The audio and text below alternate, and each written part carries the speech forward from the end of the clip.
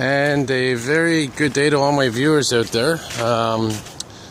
Woke up this morning and apparently there was a major windstorm last night. We're still in at least the tail end of it. Winds up to 90 kilometers per hour. And you can see here a lot of branches off the trees. You can see a lot of pools of water gathering. That's because this is a warm front that moved through.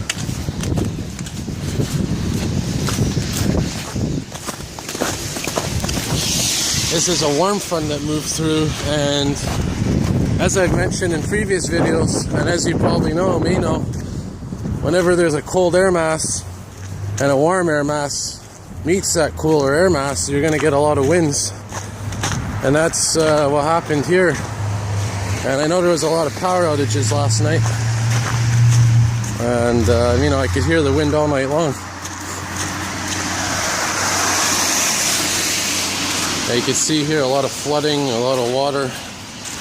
There's even a Christmas tree there. That Christmas tree, I bet you, probably blew from down the street. Because right now it's the Christmas tree collection time of the year. So, quite a bit of chaos. And I'm sure on Mount Royal and I'm sure in the major parks that there's quite a few trees that have come down. And you can see those wires are blowing around as well.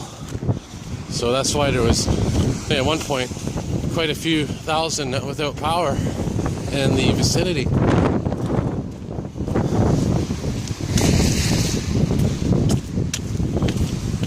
So, these windstorms, I guess, are part of nature. You can see in the park there are a lot of branches scattered around. And, just another day in the life of planet Earth, I guess. Anyway, have a good day, all.